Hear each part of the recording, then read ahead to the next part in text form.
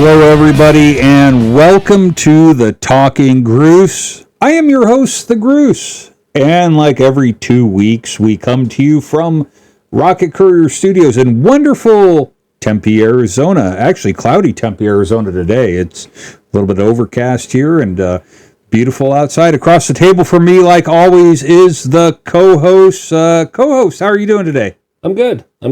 Had a good time with my son being here. Got to have some grandpa time. Good baby shower. Was able to see people I haven't seen in a long time. I hope you pitched the show to them. I sure did. Very good. With that being said, I shout out to subscriber number 30, fellow by the name of Jim. Knowing Jim for years, he's now following the show. He was laughing his ass off the other day when he was watching it, and which is good. He actually knows where the Valor Ballroom is. Small world. It is, yeah. Something about he got his high school prom there, I think he said, or they did a high school dance there where he grew up in the Des Moines area. But this show, once again, episode, we're on 7 now. 7. We've made it to 7, lucky number 7. Hopefully we'll be able to hit, because of lucky number 7, maybe we hit 77 subscribers. That'd be nice. Yeah, let's do it. I'm not going to hold my breath, but I'll take 40.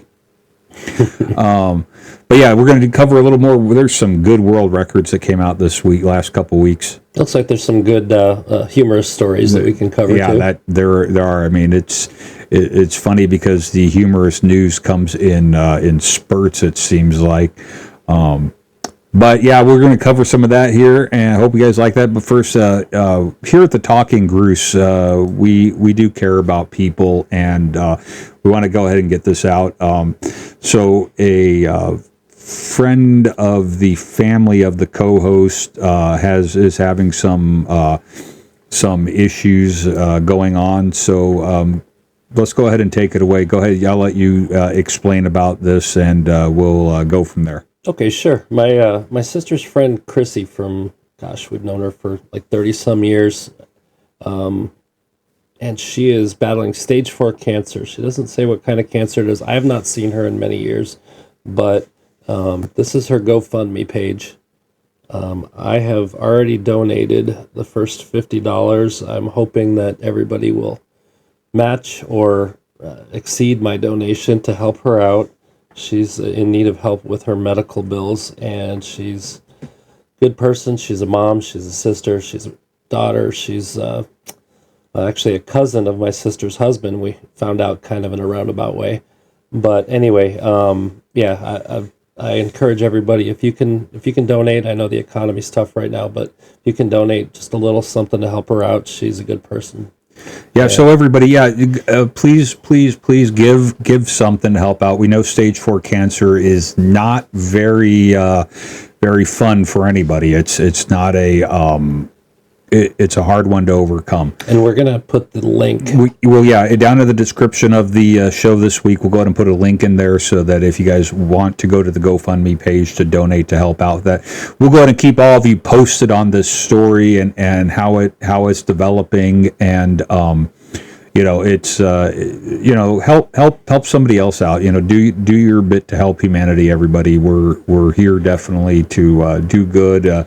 Help people, help history. We're all in this together. Let's do the humane thing and help her out. And I hope my donation led the way. Yeah, definitely. I'll donate when we get done recording today. Now, with that being said, let's go ahead and get this episode paid for. Like we do every 2 weeks, we come to you from the Rocket Courier Studios in wonderful sunny or cloudy Tempe, Arizona. Now, Rocket Courier, if you are a business that does business in Arizona, if you're a business out of state that needs business done in Arizona, or a business in Arizona needs to take something somewhere else outside of the area, Rocket Courier. Been in business for over 15 years. They're A+ rated with the Better Business Bureau. They will deliver anything as small as an envelope to as big as a pallet. They do court filings. They do process serves. They are your all-round courier company. You can reach out to them on the web at rocketcourieraz.com. You can give them a call at 480-217-0933. Mention the Groose. Receive $5 off of your first order. Rocket Courier. Remember, It's not rocket science. It's Rocket Courier.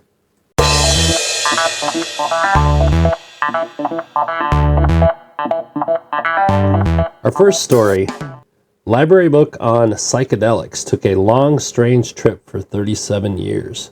A book on psychedelics was returned to a Colorado library after about 37 years. The High Plains Library District in Weld County said the book Psychedelics by Bernard Aronson and Humphrey Osmond was returned recently to the Riverside Library and Cultural Center.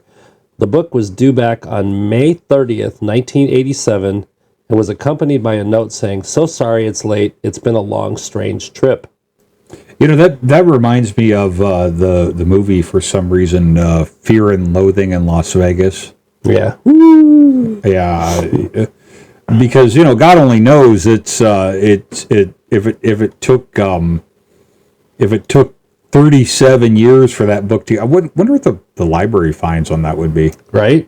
I mean, check his credit history. Yeah, they're gonna send people out for collections on that one. Right? This book was due back before I graduated from junior high. That's how long ago it was. Holy crap.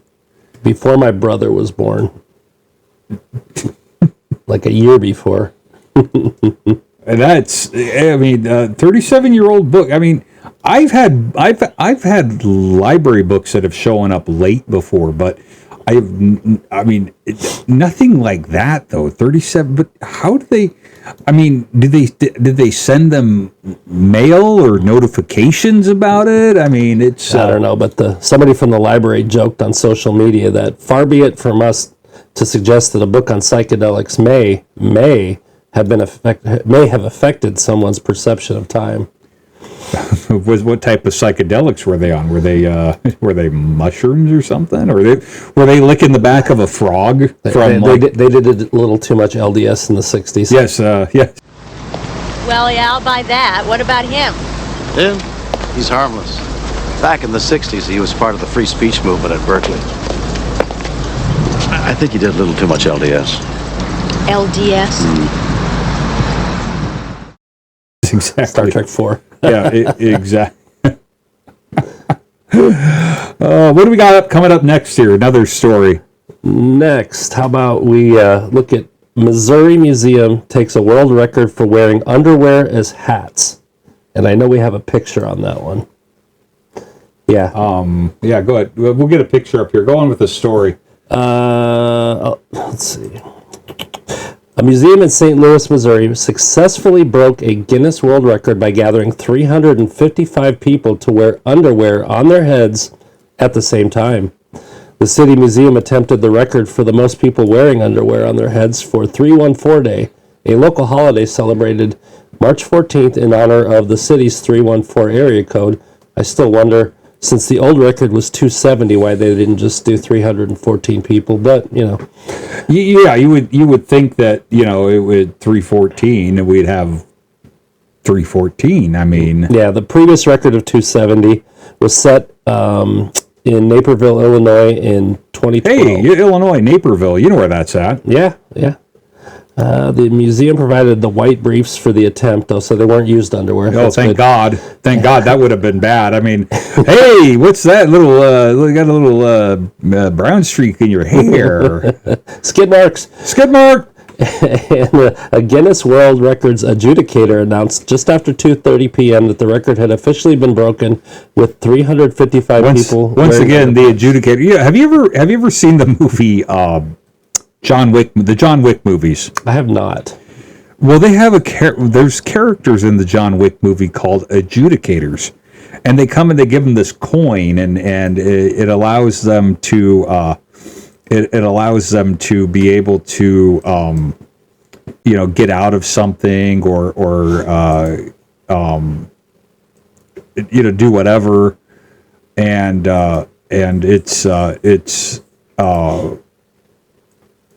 it's really cool. But anyways, the characters are called adjudicators, and it's just one of the. It's whenever I hear about the Guinness record adjudicators, I always think about that, so here we go. We got the picture up here. So here's the picture of the underwear challenge.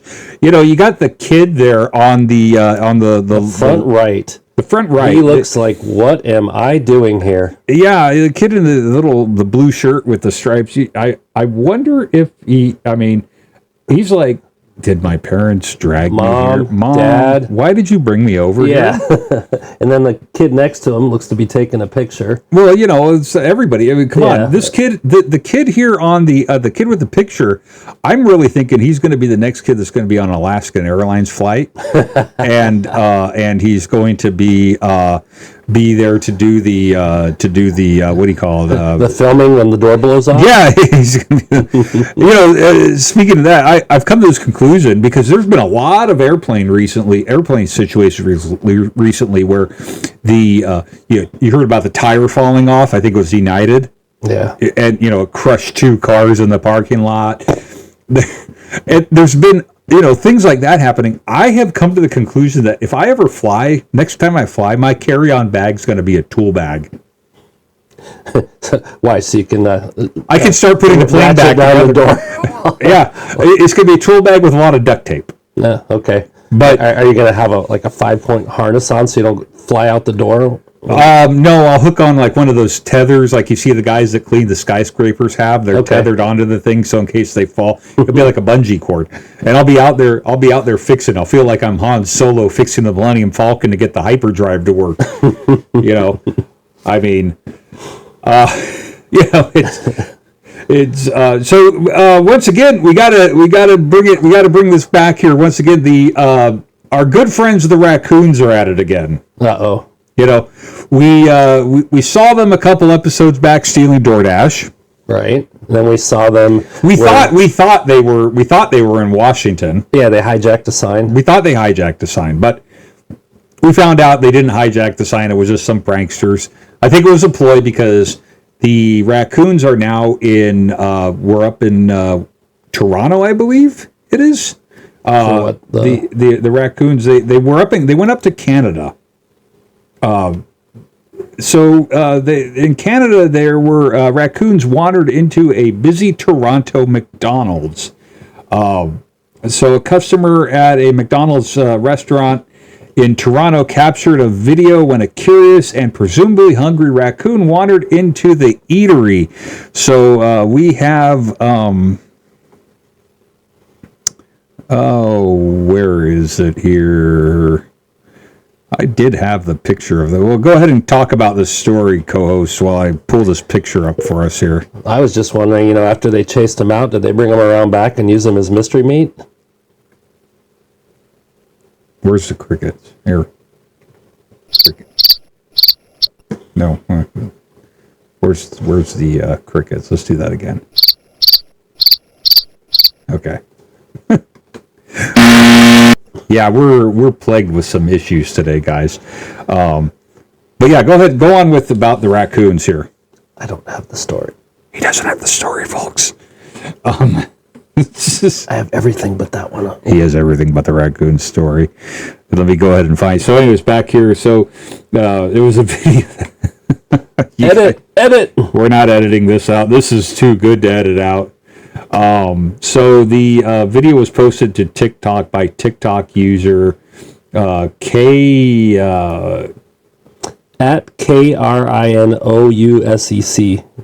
We'll say Krinisek.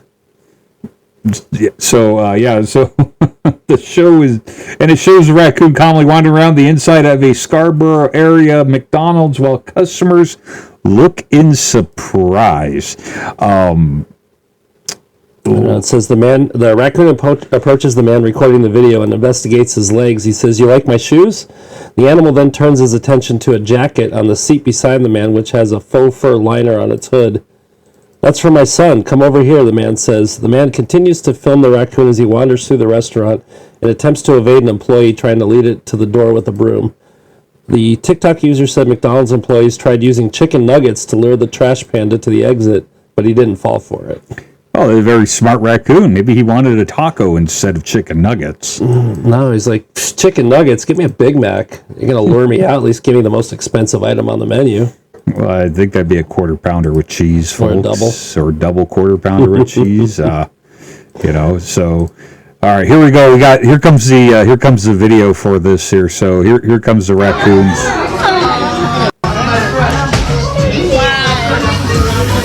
Hi. Oops, there he goes. Look at that guy. Huh? You like my shoes? Oh, there he, No, yep. He He thought that thought, open-toed shoes on. yeah, he thought the jacket was his friend. Maybe it was. Could have been at one time. Look at him. And he's totally peaceful and calm around people. Oh my goodness. But it's huge. He's huge. I haven't seen a raccoon that big before. I mean, we live in Arizona. We don't see raccoons very often. But No, not at all. yeah, but when I've seen them, when I've been in other places, I don't remember seeing one that big. That one's well fed. He goes to McDonald's. I mean, look at him. He doesn't want to leave. He wants to take a seat. They supersized him.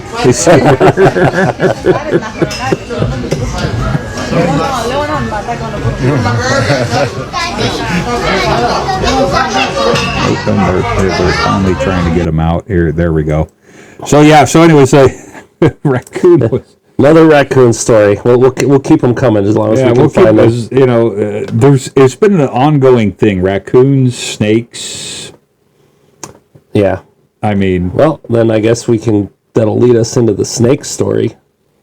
So, snakes in a closet. Venomous snake found trying to hide among the undies in a bedroom.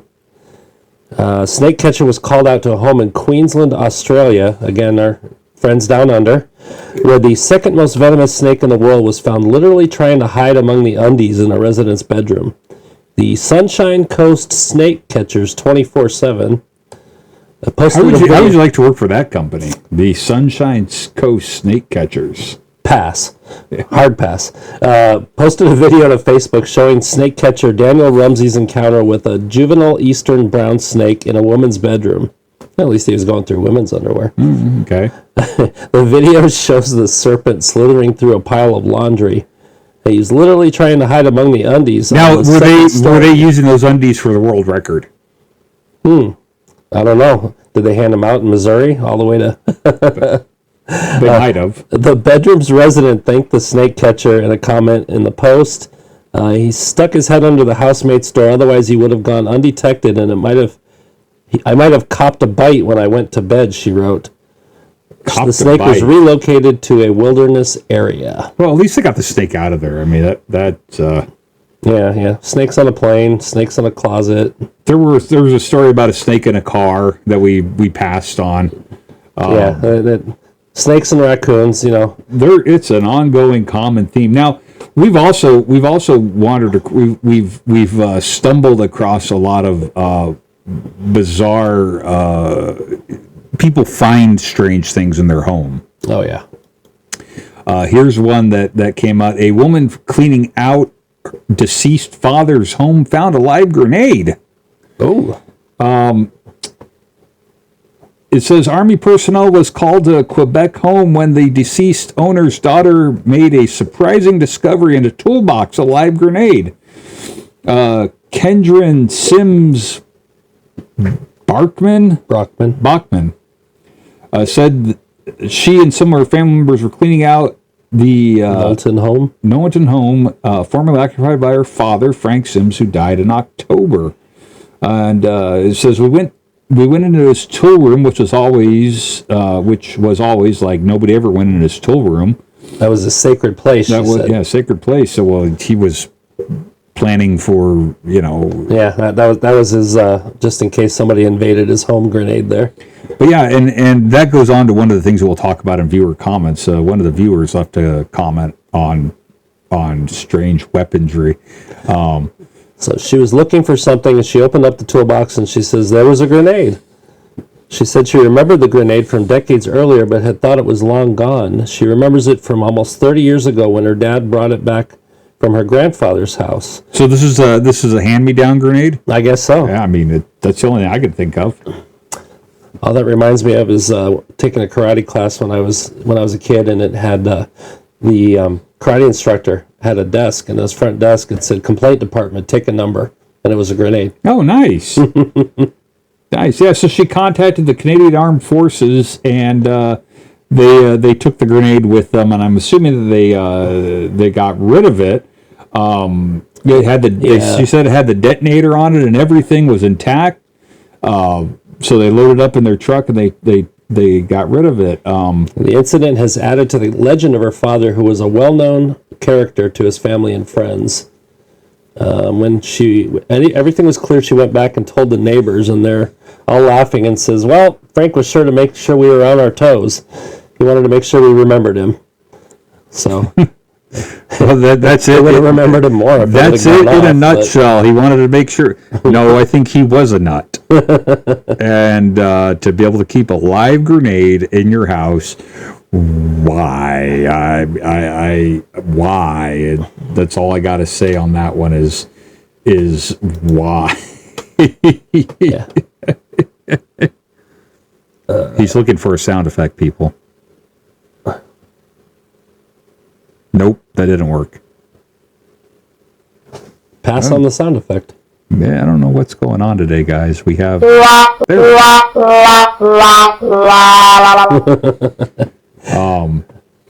Speaking of horns, speaking of horns and sounds, here we go. We're not having any luck today. There we go. The horn. So, Cambodia's Prime Minister sounds a sour note on trucks with musical horns. No more General Lee? Yeah, the General Lee would not do good in Cambodia right now. The Cambodian Prime Minister Hun Manet has ordered a ban on musical horns after videos posted on social media showed people dancing on roads and roadsides as passing trucks blasted rhythmic little tunes. Oh, is this like Cambodian Footloose or something?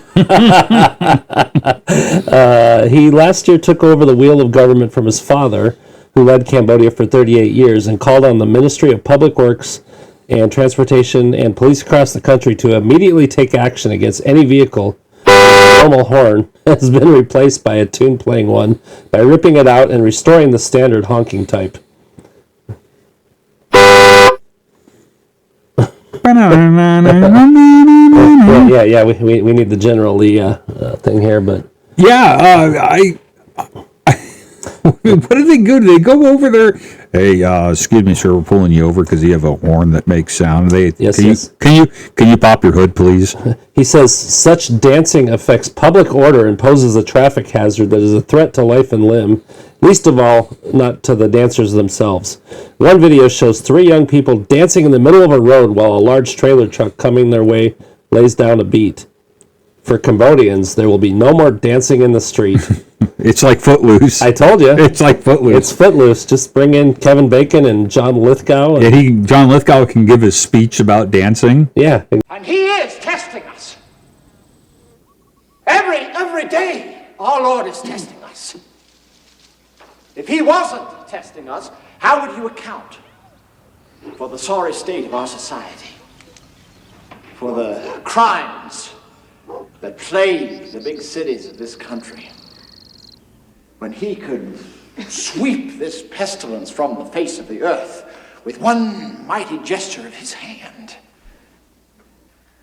If our Lord wasn't testing us, how would you account for the proliferation these days of this obscene rock and roll music with its gospel of easy sexuality and relaxed morality?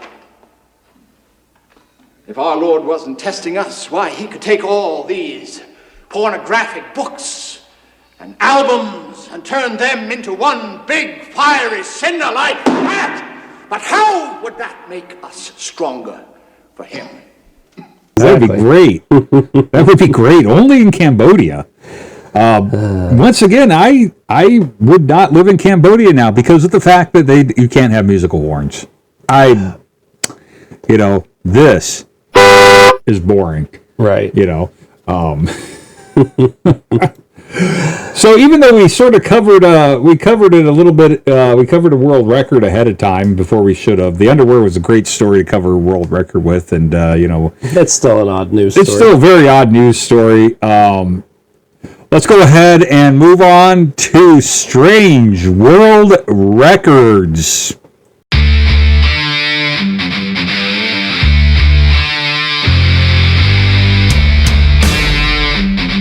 And now for Strange World Records.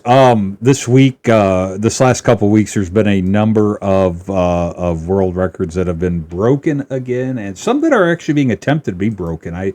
We're working on some of our own world records that we want to do and we want to beat. It's just going to take some time, guys. We will get it out there to you. We'll see if we can get an adjudicator here in studio with us. Yeah, we will.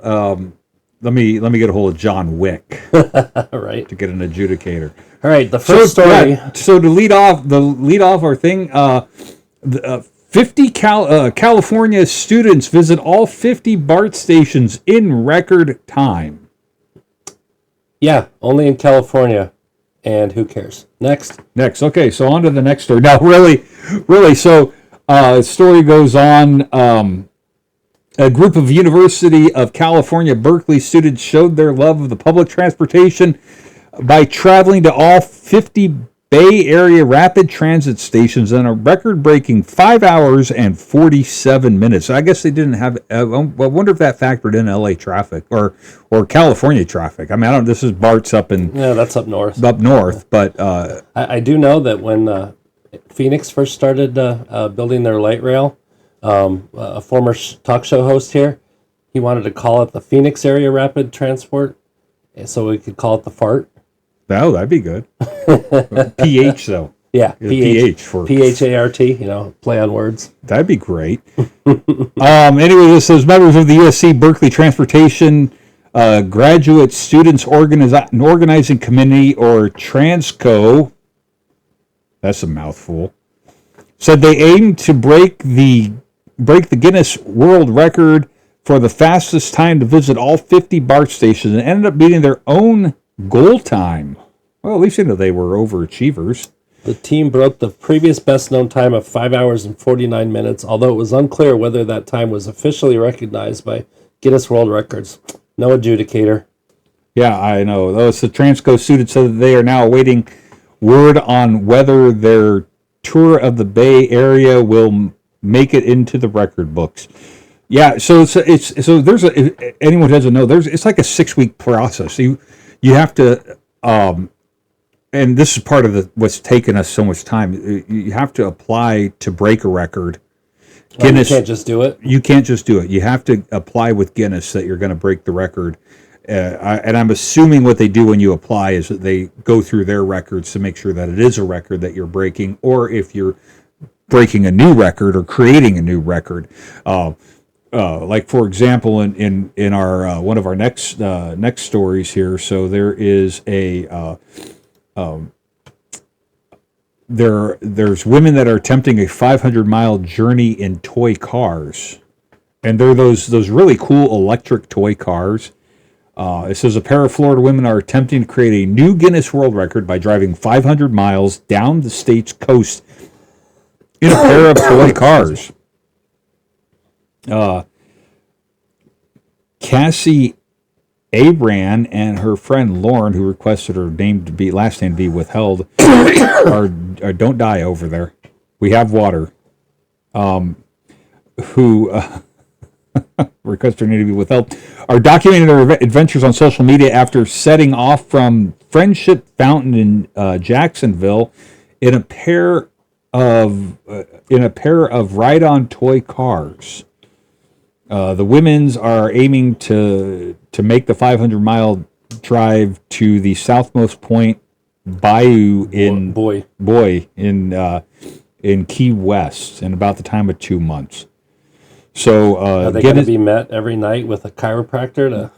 I would need a chiropractor. I was sitting in that thing for 500 miles. Right.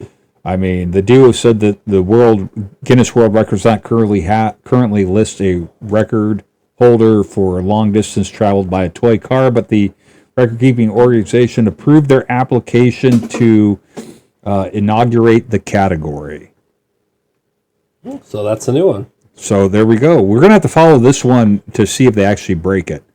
Well, if they break it or if they match what they want to do. Because Exactly. If it's Well, yeah, inauguration- they're setting a record. So if they actually complete their record, I'm sure we'll find it here on in our wonderful news sources. We're going to have to keep following it on maybe Guinness. I'll have to look it up on Guinness to see if we can follow it. But they are one that is cool that they are going to set the groundwork. And we have some that I've thought about that we could set the groundwork on for first time records. And once again, go big. Maybe on this one, if I can get my daughter to find her old Barbie Jeep and see if she wants to take it across country, I'll talk with her. That could be.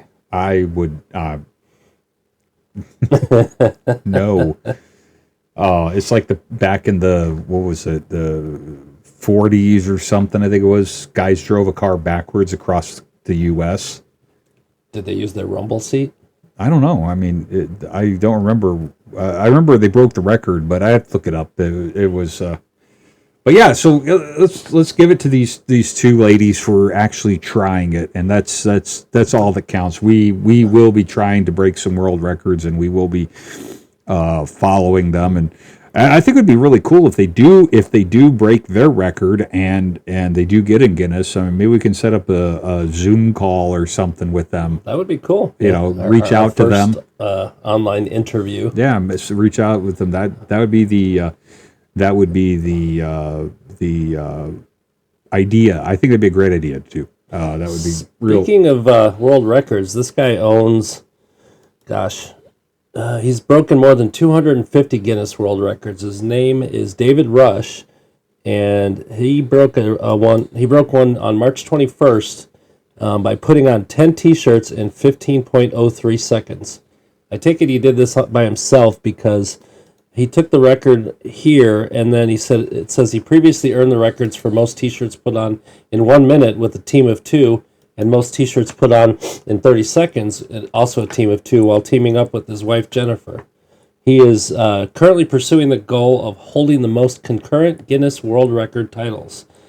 Italian record breaker Silvio Saba currently holds the top spot with 182 titles. But David Rush is catching up. He's got a current total of 164. I don't want to break I don't want to break that record. No. I don't. I would like Especially to, not in June No, not here. I don't. or July or August. No, but I don't want to break the record of having the most records. Oh, yeah, that. I think it'd be just cool to be on the books somewhere. Yeah. At least the 2024 version before somebody else decides to do what we do. Exactly. I mean, I've got so many good ideas. We just got to have time to sit down and actually talk about these ideas and make them happen, and then experiment to see if we can actually do it. No jackass stuff for me. I'm 50 years old. Disclaimer. Hey, Jackass was a great show, people. Our next record comes from India. Oh, India. Once were they there was a story a story out of India that we didn't cover. Pilots on an Indian airline wound up falling asleep. The pilots did. Now the question is, do they fall asleep when they got locked in the bathroom? So an Indian cookie company or an Indian company cooks up a 123 foot dosa.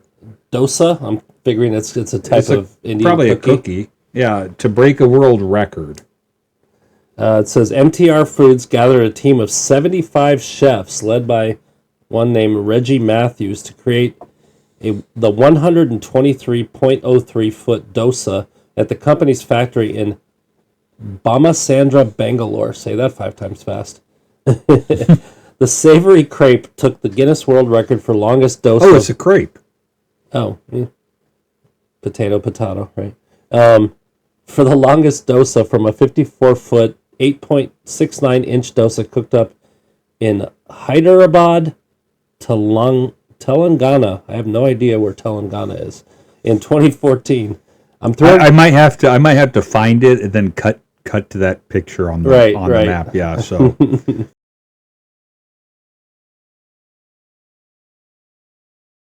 ladies and gentlemen, Telangana. Yeah, and it's right over there, folks. It's like the old weatherman maps from the 80s, where they throw the sunshine up on the screen. Oh, yes, our Channel 5, Stu. I can't remember. But I'm thrilled to announce a historic milestone at MTR's with the Matthews wrote on social media. We're proudly celebrating the 100th anniversary of our company with a Guinness World Record title for the longest dosa. You know what this reminds me of? Sunset Pizza. We made the Godzilla pizza. What was it, like 64 inch? I don't remember, but I remember the Godzilla pizza. Yeah, it was like an extra large times 2. It was a Godzilla pizza. It came in a box about this big. It was only about a 28 inch. It's like a fishing story, folks. It came in a box this big. Right, and it just kept getting bigger as we told the story. Yeah. But yeah, those were great negotiating tools when we wanted to trade food with other restaurants. Yeah, we can give you a Godzilla pizza if you give us some We got food Olive from Garden. Chevy's. Yeah, I don't know if we ever did Olive Garden, but we Chevy's not in business anymore. Black Eyed Pea not in business anymore. All That's good because restaurants. they traded. That's because they traded with you guys too much. Yeah, I guess so. It wasn't COVID. It was they traded with you guys too much. Mimi's Cafe was another one, No, they're not around anymore. And oh boy, a couple of Chinese places that are no longer in business anymore. Exactly. So there's an ongoing theme there. Yeah. Just saying. I ate the Godzilla and I lived to tell about it, so we're good. Oh, there you go. I don't want to see what the aftermath of the Godzilla was, folks. All right. Well, does that wrap it up for our world records? I think that's it for world records this week. We'll have more. We'll have more out there as they come up. We'll definitely keep on top of some of these world records, like the one with the cars traveling around the country and going from there. So let's go ahead and move this on now to we're going to do some viewer comments, and we'll definitely go from there. So let's get going with viewer comments.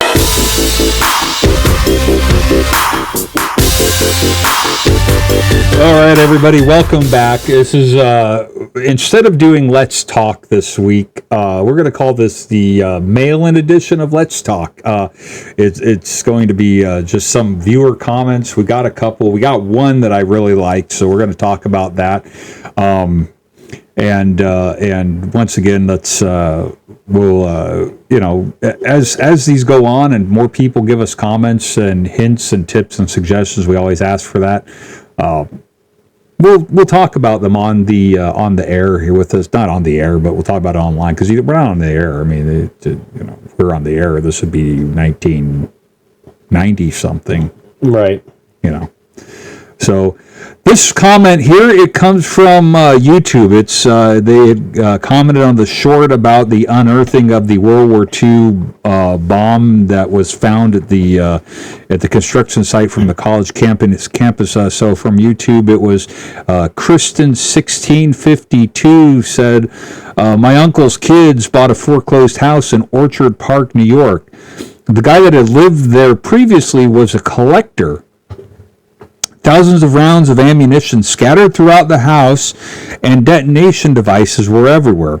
A working Civil War cannon was in the living room, and a World War II bomb was in the basement. The ATF had to come and help facilitate some kind of explosive team to clear the house. The previous owner was either extremely patriotic or Looney Tunes. Beautiful 1880s house, now that it has been restored thoroughly." Now, first off, I want to say thank you, Kristen 1652 for commenting. Thank you for giving us a good story. And definitely thank you for restoring an 1880s house, because you got to preserve history. Got to preserve historical architecture. Is beautiful. Now, maybe the guy was actually Looney Tunes and patriotic. It's possible to be both. Yeah, you could be Looney. I'm sure there's a lot of Looney Tune patriots out there. But yeah, I mean, how would that be to have and all that stuff? I mean, a working Civil War canon. Where would you find? I mean, Well, yeah, I mean, would you find something like that and restore it, or would it be something that you could? I don't see how you'd be able to make something like that yourself. no, you couldn't. I mean, if it was because there was all you can tell if it was modern Right, it's made not a versus replica versus actual historic. World War Cool II. to have if you had like a big ranch or something. Oh yeah, to have like a barn or something.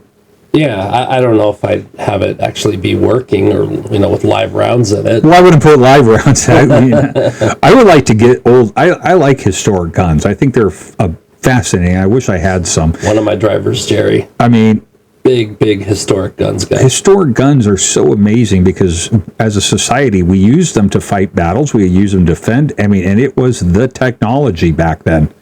It was it. I mean, you would get a musket and you would have to pack it, and you just didn't sit there and pull the trigger. You actually had to have some skill to shoot that thing. Right.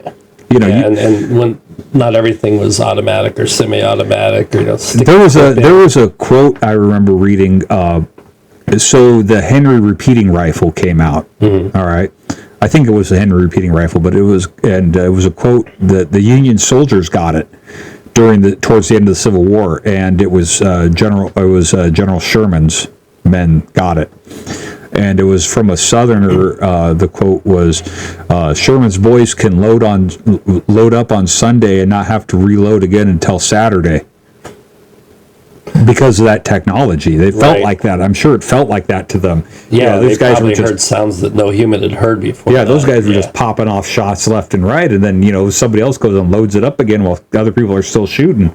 Wow. But yeah, hey, so Kristen 1652, thank you definitely for the comment on that, on that short. That is something that we do like to hear, and like I had said in the reply, if you have a picture of that house, go ahead and send it to us, and we'll go ahead and put it up here. And once again, just all about preserving history is something that we are big on here at our show. Also, there was a comment left on the Ultimate Pancake Challenge short that was done, left 8 days ago. Oh, it was a comment by the co-hosts. Really? What was it? Yes, you would. Richard, yeah.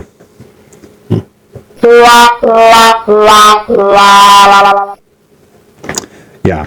Oops. Yes, you would. Thank you for helping with that, though. But yeah. I don't know what I was answering, but it was, I don't know, it was something about the pancake challenge that we talked about.